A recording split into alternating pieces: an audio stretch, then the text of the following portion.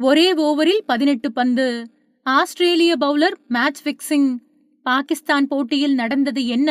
2025 உலக championship of legends cricket தொடர் மீண்டும் ஒருமுறை பெரும் சர்ச்சையில் சிக்கியுள்ளது.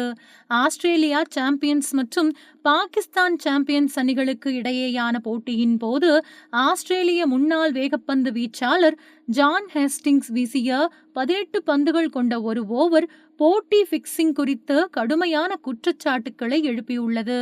லெய்செஸ்டரில் நடைபெற்ற இந்த போட்டியில் முதலில் பேட்டிங் செய்த ஆஸ்திரேலியா சாம்பியன்ஸ் அணி பாகிஸ்தானின் சயித் அஜ்மலின் சுழலில் சிக்கி 11.5 ஓவர்களில் வெறும் 74 ரன்களுக்கு சுருண்டது.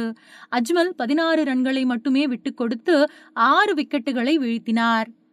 எளிதான இலக்கை விரட்டிய பாகிஸ்தான் சாம்பியன்ஸ் 7 ஓவர்களில் விக்கெட் இழப்பின்றி 55 ரன்கள் எடுத்து வெற்றிக்கு மிக அருகில் இருந்தது.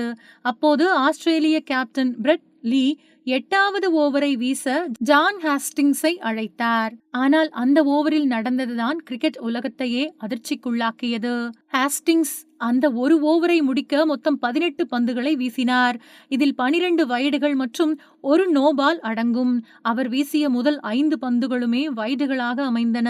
பின்னர் 2 சரியான பந்துகளை வீசிய அவர் மீண்டும் ஒரு நோபால் மற்றும் ஒரு டைவை வீசினார். முடிவில் பாகிஸ்தான் அணி அந்த ஓவரிலேயே எளிதாக வெற்றி பெற்றது.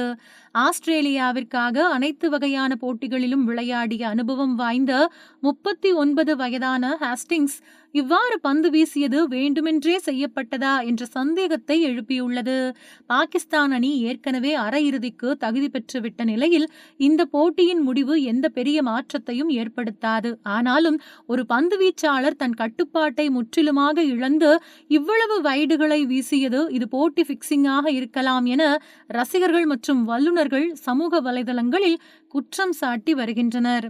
ஏற்கனவே இந்திய கிரிக்கெட் வீரர்கள் அழுத்தங்கள் காரணமாக பாகிஸ்தானுக்கு எதிரான போட்டியிலிருந்து விலகியதால் அந்த போட்டி ரத்து செய்யப்பட்டது.